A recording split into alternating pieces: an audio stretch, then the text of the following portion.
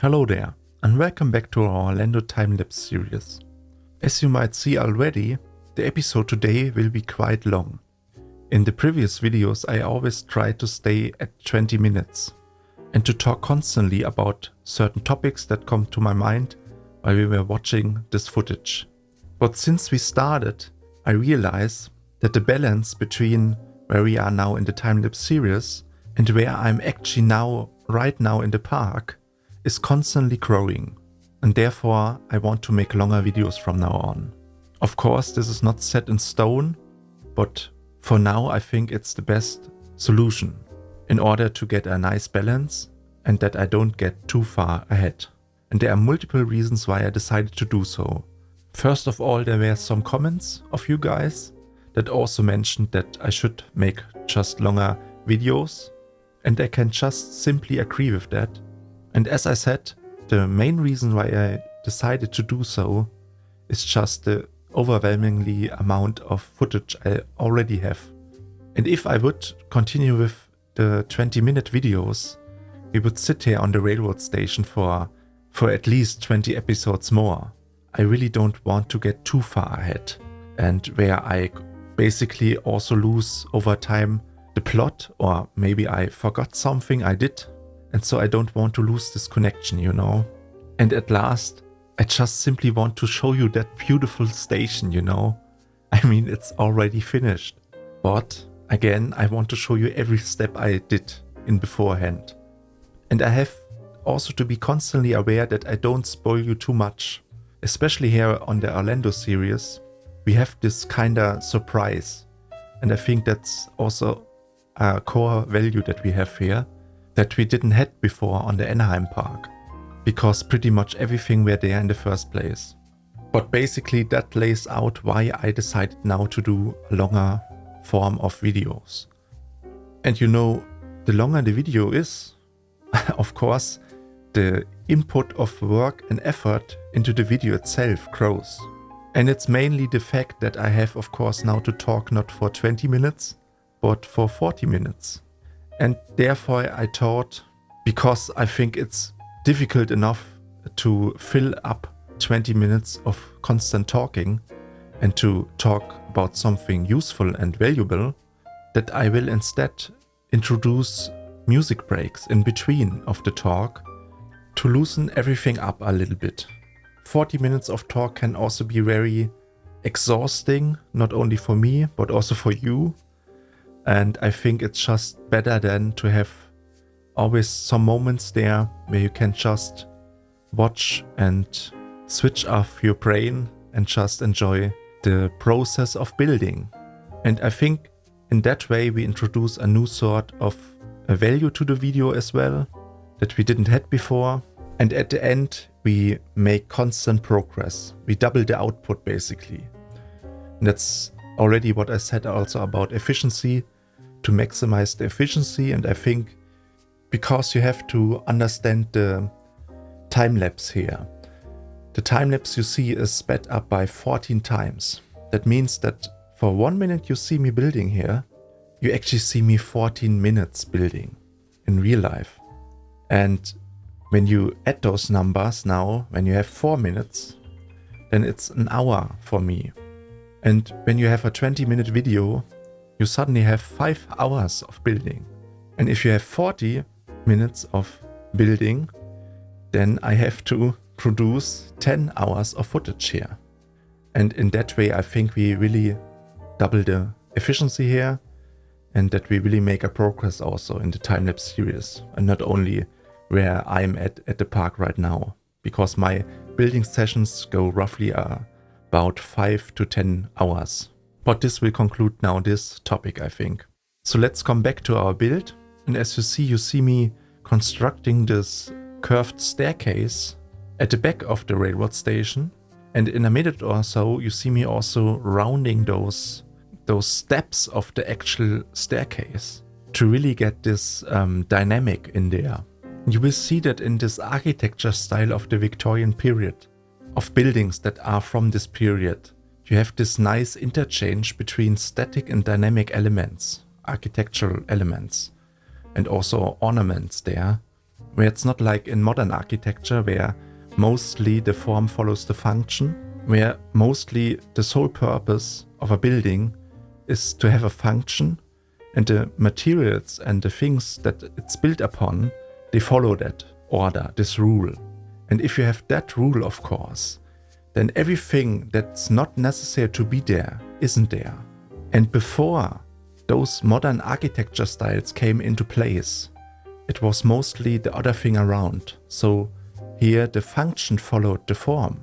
So from the classic period, over the Romantic period, over the Gothic period, over the Renaissance period, even until the Historicism period, where also the Victorian period is located roughly. So you could say to all those periods that they changed, of course, with their architectural elements, but this overhanging motive is still in place, that the function follows now the form. And you see that if you take, for instance, a Gothic church. Inside the church you have those very big and heavy pillars, and they hold, of course, the vault above it. And that's their function, of course. But still, this whole church has a overhanging form it follows. And first of all, the form is there, and afterwards you think about how to construct it and to make it work within the function. So in a way, it's the same thing with our railroad station. You also have now this overhanging form of the Victorian style. And there are many architectural elements and ornaments that it's based upon, but they force this whole building in a certain form. And that's dependent on which architecture style you have. At the end, an architecture style is mostly a resemblance or a reinterpretation of previous architecture styles that were before. There are of course new elements that come with it, but most of those things were already there in some form in the first place. So you can say the Victorian style is a revival of the Georgian style, of the Regency style, or the Edwardian style. And as you might noticed already, all those styles, including the Victorian style, why it's named Victorian, is of course because it's related to wherever reigned in England at that time. So for the Victorian style, it's of course Queen Victoria. And that's also the reason why so many buildings in England have the same appearance like in the US. You could say they share the same heritage. So from the Declaration in 1776 of independence of the United States until a decade later, all those architectural traditions and also social influences, they are constantly in a mix because you have immigration, and as the time progresses you have constant new technological inventions that of course are shared over the whole world. And this includes of course the architectural traditions. But what I wanted to say with like this dynamic in the Victorian style is just that you have a very high variation how those elements are presented in a way. And in a certain way they are also not only limited by architecture, they can also be influenced by other things like music. So let me explain that a little bit deeper. So over the times as those architectural styles evolve, you also have the same development in art and in music. So from the Baroque music over the classical music, even until the Romantic music. All those styles have in common that they are mostly designed to be played for an orchestra or for single instruments like a piano. And when you now see how the world changed over the years, having the first inventions with steam engines and later on the invention of electrification, the times get more modern and the world gets more rapid and faster. It's also the same thing with the railroad. The invention of the railroad was for the people at first a huge shock because they was afraid by such a monstrosity And later also the invention of the car, it was the same thing. And within this period of new invention, there was also a musical reinvention, and that's the ragtime. Ragtime originated from African American communities in the late 19th century. And as the name already says, ragged times. And that's also why I told you this backstory. Because within those wild new times, we have now also this new wild music type that's completely different in their style and their approach on how it's written and played and also danced too. There are also many subcategories under this topic of ragtime. So you have marches, you have cakewalks, you have rags, you have waltzes even. But not only the music piece was the new thing here, it was also the presentation of it. And mostly ragtime was performed in saloons and music halls, where mostly you had one pianist who performed it, and the people would clap and dance to it. So it's not that old and very serious business of being a classical pianist, where mostly your audience will be very still while you play. So it's this completely different change how to think music, and also to make it accessible to all people there are. There's not this limitation anymore that only the upper class people can hear it, and now not only hear it, but also play and perform it and dance to it. And this gives it, of course, this pleasantness, you know, this enjoyfulness, that it's a music that makes you happy, you know. It's this satisfaction you get when hearing those wild and ragged tunes, you know. And the same thing is happening, for me at least, when I watch Victorian architecture, you know. Or at least it evokes in me the same emotional feeling I get when I listen to ragtime and watching this Victorian styled architecture. And you know, it's not an accident that those two things fit so perfectly together and perform a unity in a way. And it explains maybe even why there is a Main Street in the first place. Because when you take a look how Walt Disney and his first comic, Steamboat Willie, evolved, there was also some kind of ragtime music playing there.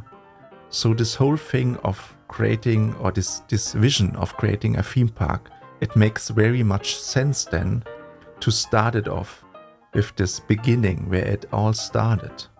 And in a way present and preserve this American style of the architecture, of the music, and to document it in a living museum, you know, that you can experience by yourself. I might tell you a little bit more about me, where I come from initially, and where I initially also got the idea to recreate Disneyland in the first place. So for the past, I think, 12 or 13 years, I play piano. And mostly classical and romantic music, so from Bach over Chopin, Liszt, Rachmaninoff, Tchaikovsky, and more of those more classical and romantic composers. But especially ragtime music and jazz in general is very dear to my heart. That's why I'm so emotionally captured, you know, about this whole thing. But back then, when I discovered those rags, they were so unique in their musical structure, you know, completely differing in their style to melodramatic stuff like from Chopin or Beethoven. And so to actually play it, this process of playing it with those syncopated bass notes and those melody notes, it's really something so special, I think, that I can very well understand all those people that played those rags in the past decades. And it not only ends here, because today when you hear any kind of music from the radio, so every music type there is, from rock music over pop music, it has their foundations, their principal foundations in their musicality and their rhythmic style in the ragtime. And that's also why it's so crucial, especially for this American pop culture, you know. It's this essential piece that evolved over the time with the architecture, of course, and it defines a lot of this American tradition and culture. And it even impacts the music that we hear today. And that's so unique, you know. So I hope that this pretty long explanation gave you some new insights and maybe you learned something.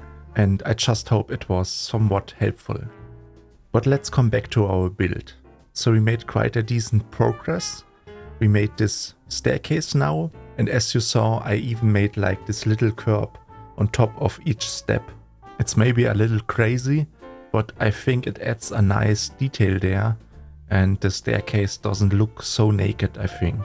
And also like those trims you see right now placed down, there it was pretty much essential that every piece it consists of has the ability to be scaled down to like this 1 meter width that you have, because it goes into the round shape.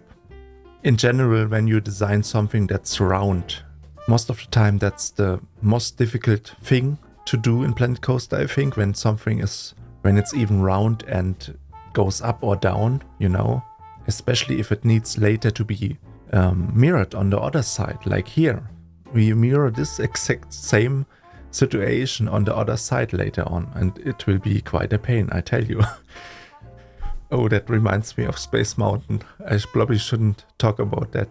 No, but serious, but this architecture, you know, I think it just has this inner beauty. It's also so fitting for a theme park, you know, this scenery in general. And maybe it even has to do with the invention of theme parks in the late 19th century, where they were mostly just an amusement fair, you know. It's not a real park. And where you had the first wooden roller coasters there.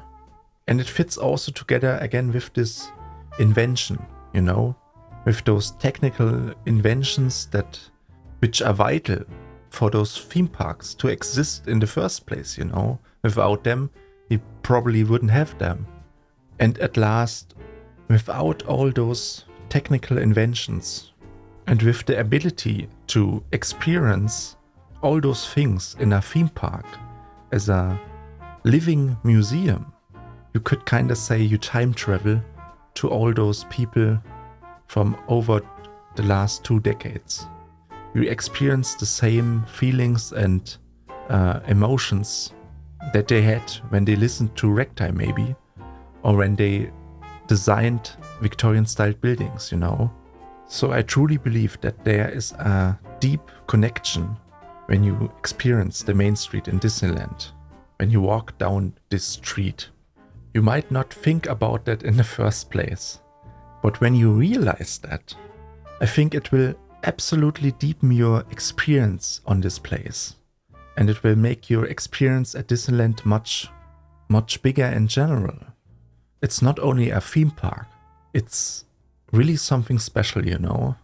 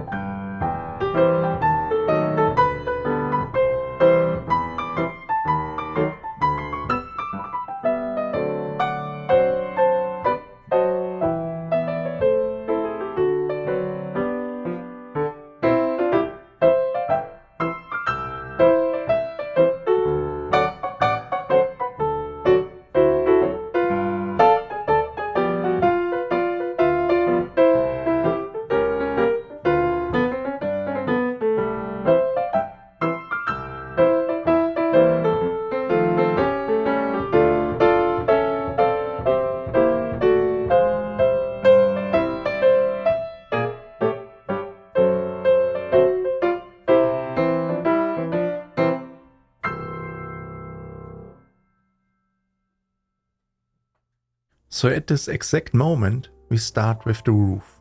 The first thing that is very apparent on those Victorian styled buildings in general, that they have this huge effect at the bottom of the roof. And for those brackets and those consoles that we have here, they would be made in reality out of wood. But in the theme park, we have this treated wood with this coat of paint on it. And therefore I thought we use this art piece just as a background, because it will make those elements pop even more later on when we apply those consoles on it. I tried in beforehand those wooden panels, and I just think that the texture on them repeats too much. Currently it looks a little bit naked, but later on when you have the full range of ornaments there, it will look pretty good, I think. The question was here also to choose which elements to use for those consoles, and later you see me choosing like those very interesting cloud elements, but sadly they are illuminated, so I would just like if they added a switch to turn them off, but it doesn't matter that much because the whole railroad station is illuminated anyways, so you will not have any problems there, at least I think. So then I added this bulb ornament, and I think it works out great because you have this shadow appearance behind it and you gain this depth, you know, and it really works great when you see multiple ones later then. I mean, it was quite a struggle to actually find fitting pieces for that, because I think it lacks currently very small pieces, especially round small pieces, where I only can think of this exact piece and maybe a round art piece. But other than that, I don't think there are any pieces in the game for that job. And something I noticed when building this epic is that think about it as a shoe. So you have this basic building made out of bricks, and then you just use this wooden shoe that you pull over this building. So it's not like you have brickwork and then you have wooden pieces. It's more like you have brickwork and you attach those wooden pieces on top of the brickwork. It's just, again, this thing like in the last episode where I talked about thinking about those buildings like they are actually built in reality and they rely on materials. And I think it's just another tip how to think realism again. So right now I placed down those interesting cloud elements. I mean, again, the piece count will probably not forgive us, but I just think it looks so fitting there, and I can't find really another piece that fits perfectly there. And the pre-made consoles from the mythology pack, they are just too different in their texture, I think. And since we want to stay pretty neutral here and composed within the color, I don't want to distract too much with a different texture there, you know.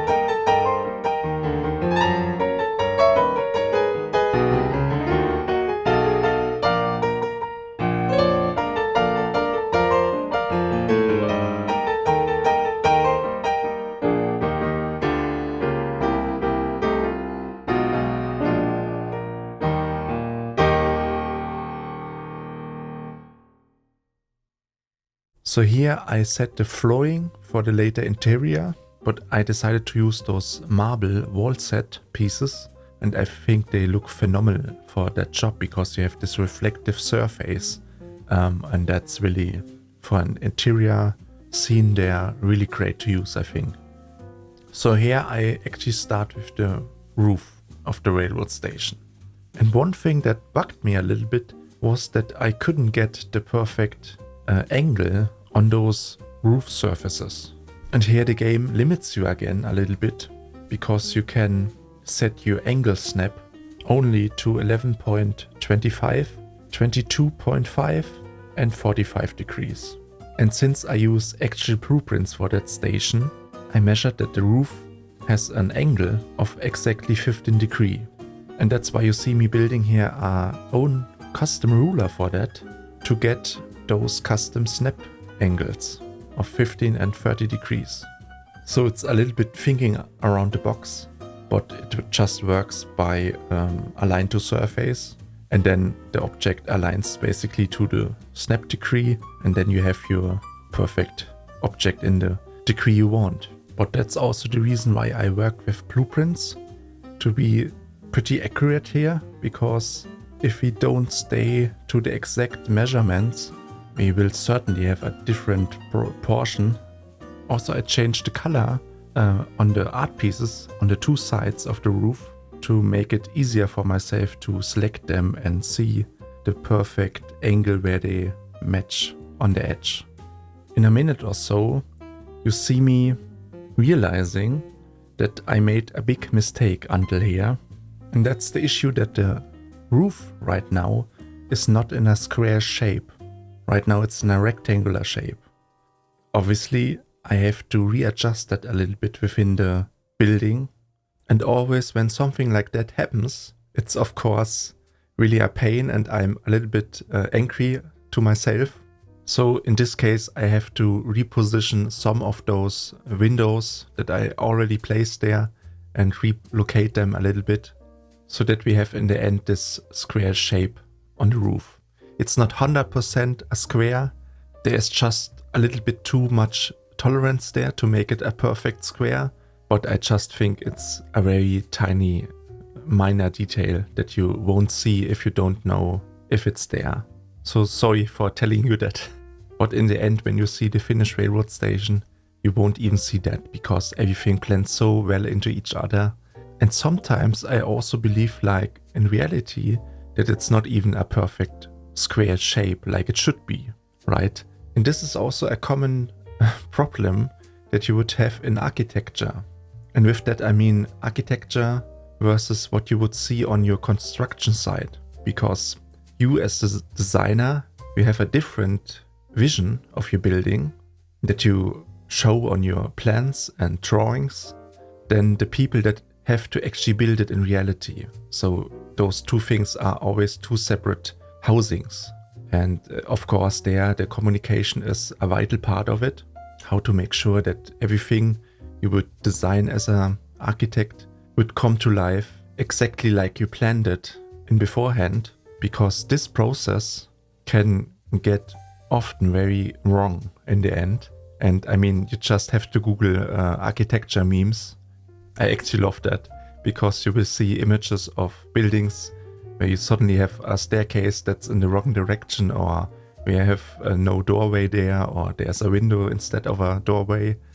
And so you have to be very cautious as an architect in how you communicate with your design team and your construction team. And also double or triple check your plans, because there are certainly mistakes in it. And if you don't fix them, therefore you have those plans, right? But to end that topic, I think it's always great to remember Bob Ross. Maybe you know him. And it was this painter that had always this idea or this motive that he wanted to show that every person can draw and can make art. And to have a specific workflow which is very accessible for all people who don't have a huge knowledge now in art and how to draw something when you would come from an academic standpoint. But he had a very famous quote, and that was, "We don't make mistakes here, we have happy little accidents." And I think you can take so much with that, because in the end, when you keep going, at a certain point, everything you do, every scenery item you place down, every building you build, everything you do comes later into that big picture and this big scene that composes together. And when you take a look on that, then everything looks great, and you do not really have this feeling, oh, there's a mistake, you should make this thing a little bit thicker or this thing a little bit thinner. You just say it's a nice balanced scene and it looks great. And it's the same thing that was happening also in Anaheim. At first, when I started with the main street, there were many places where I would say, okay, this thing doesn't look like that, but I can't use any in-game elements to make it look like that. And therefore I let it like that and say it's a happy little accident instead. And in the end, nobody cares about that, you know. In the end, you have a finished painting. And that's the thing I like so much about this thinking of Bob Ross, so that you can basically make mistakes on the go. And if you are bothered about that, only yourself, then you can of course fix it. But if you would decide to not fix it and leave it like that, in the end, by the sheer amount of details at the end and the impression and the blend at the end, nobody will care about that. Only yourself maybe, if you are a perfectionist. And that's the thing you can take away with here, I think. Although on this project it's a little bit different, because we recreate something. We don't invent something completely new, like those paintings from Bob Ross. But we have a certain inspiration and a reference that we try to imitate here, right? So in that regard, we have some things to keep in mind and to get this kind of look. But in the end, I think the same principles also apply here. And the only thing that's really so important, and I can't say it enough, it's just this importance of scale. And basically everywhere you look in art and architecture, even in a way in music, but on another level there, everywhere it's kinda about the scale, how things are scaled. But I think this will conclude this topic, and let's get back to some music, shall we?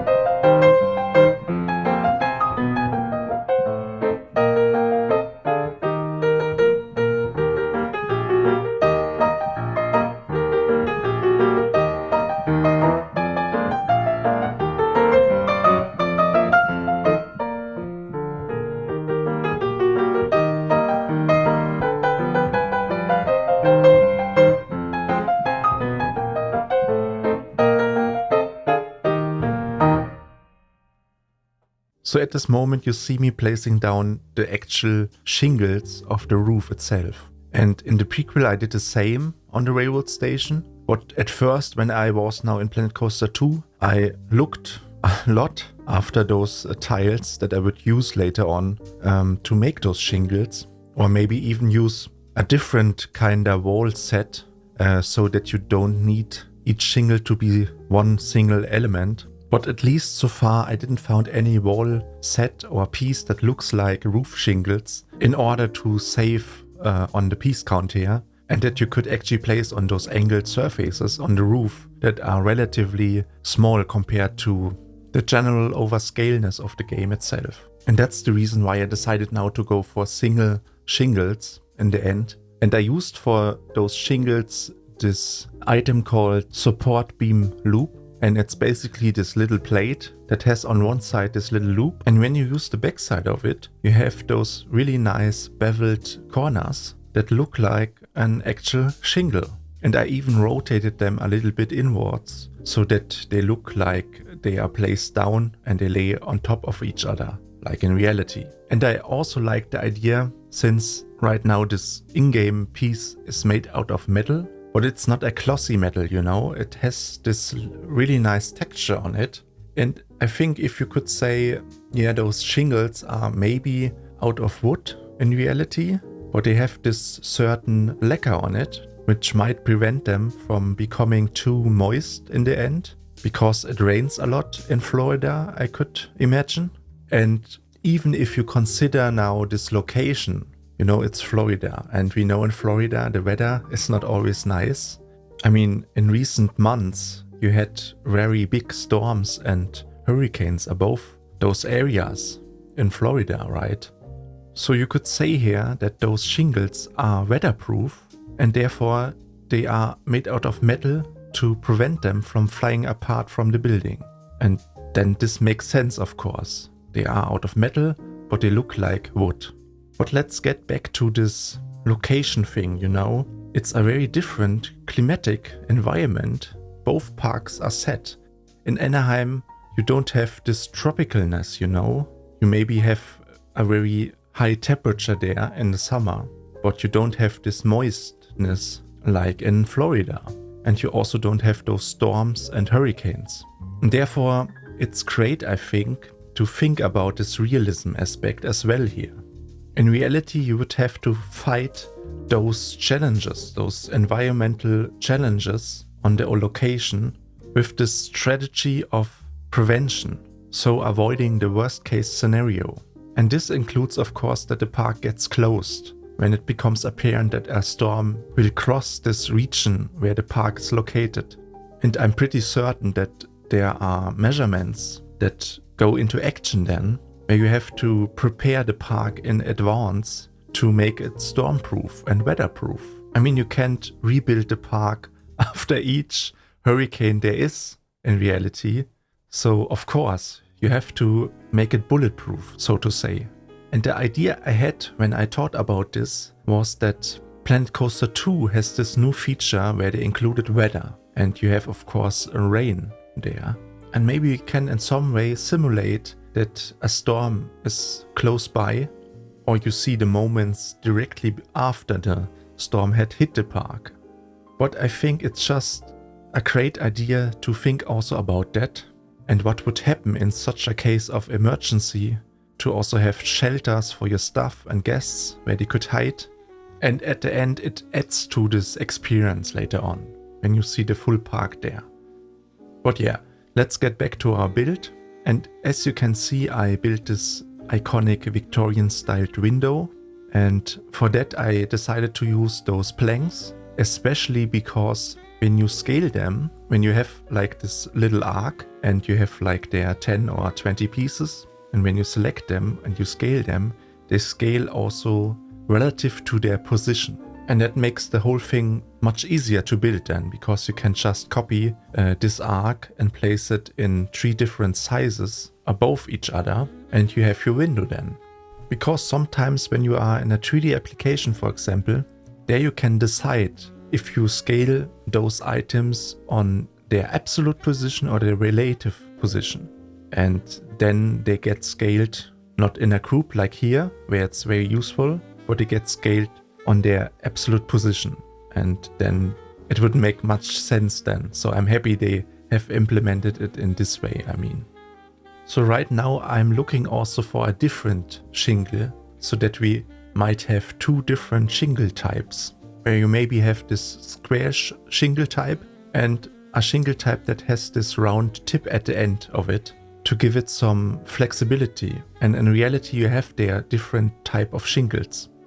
And sadly later on I found out that the item in the game that I use now for those round shingles, when I loaded back into the park later on, I saw that they have a LOD, a level of detail glitch, and they look very terrible when you look from far away. Then I couldn't use this shingle anymore, you know. So currently the station has only those square shingles. But I'm sure with upcoming updates and DLCs, they might fix this glitch in the future and might even add a better piece for that.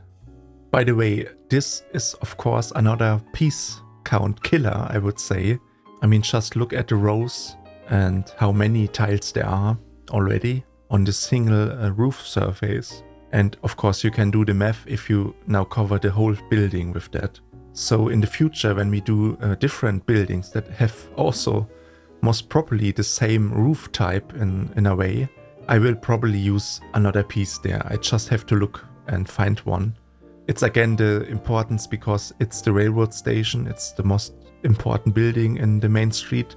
So in a way it deserved a proper and premium roof, you could say.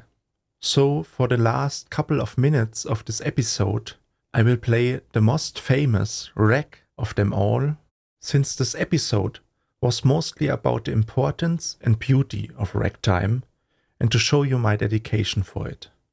It's the Maple Leaf Rag, composed by Scott Joplin.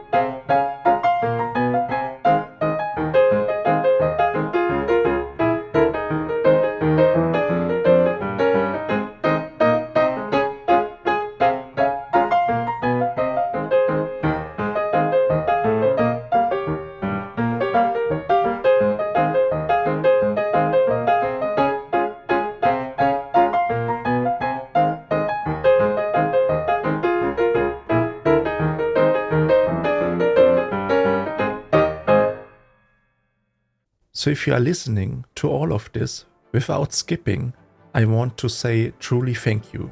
And I hope that you enjoyed it today. I certainly did. And mainly I did because I could finally talk about so many important things, especially my dedication to ragtime and the importance of this Victorian architecture style. Those two things are so vital to make the main street work in the end. In general, the whole project deserved this kinda episode, and I had so much fun creating this experience today. Thank you. This will conclude today's episode. We made quite a lot of progress today, and the next episodes will be roughly between 30 and 40 minutes. With that said, I will close. I hope you enjoyed it.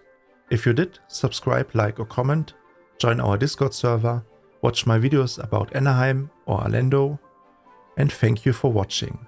See you in the next one. Bye.